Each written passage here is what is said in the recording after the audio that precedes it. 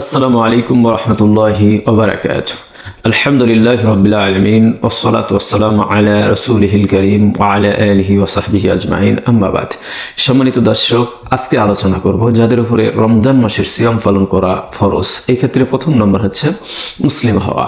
অমুসলিমদের উপরে রমজানের সিয়াম পালন করা ফরজ নয়, এমনকি ইসলাম গ্রহণের পরেও পূর্বের ওই সমস্ত রোজাগুলো যেগুলো অমুসলিম থাকা অবস্থায় ছিল, সেই সমস্ত সিয়ামগুলো আর তাকে পালন করতে হবে না। 2 নম্বর হচ্ছে প্রাপ্তবয়স্ক হওয়া। অপ্রাপ্তবয়স্ক ছেলে মেয়েদের উপরে রমজান মাসের সিয়াম পালন করা ফরজ নয়, তবে উৎসাহ দেওয়ার জন্য তাদেরকে বলা যেতে পারে।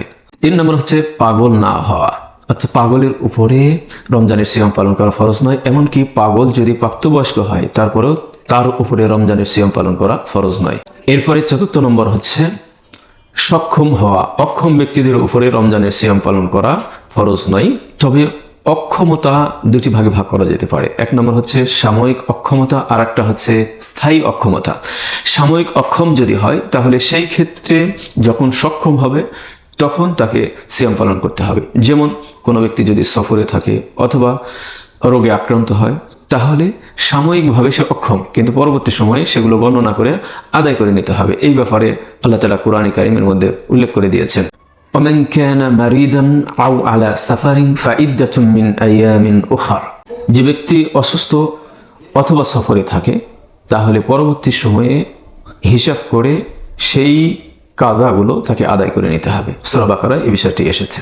সুস্থ মানুষ কিন্তু তার ডায়াবেটিস আছে, রোজা রাখতে পারে না, তাহলে এই ক্ষেত্রে চিকিৎসা করবে। চিকিৎসা করার পরে কয়েক বছর পরেও যদি সে সুস্থ হয় তারপরেও তাকে কাজ আদায় করতে হবে। স্থায়ী অক্ষম অর্থাৎ এমন রোগী যে রোগটা ভালো হওয়ার আর কোনো সম্ভাবনা নেই, তাহলে সেই ক্ষেত্রে তাকে ফিদিয়া দিতে হবে।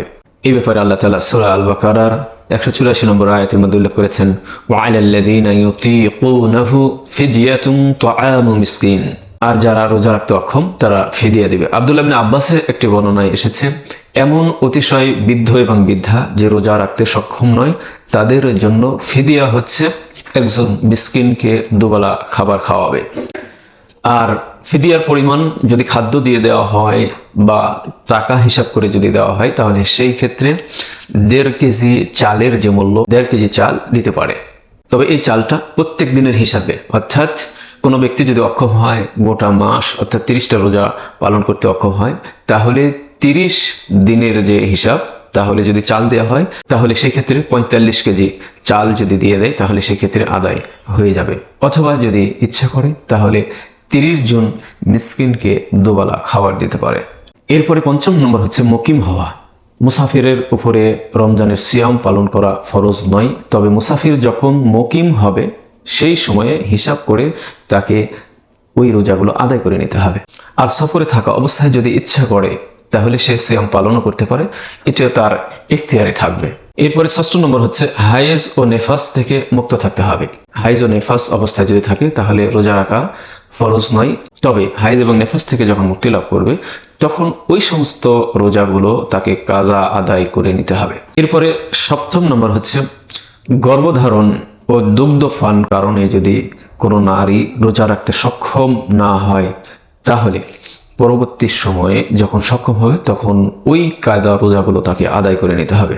8 নম্বর হচ্ছে জীবন বাঁচানোর জন্য অথবা জেহাদে যদি অবস্থান গ্রহণ করে তাহলে সেই ক্ষেত্রে সাময়িকভাবে রোজা রাখা তার উপরে ফরজ নয়, পরবর্তী সময়ে এই রোজাগুলো তাকে আদায় করে নিতে হবে।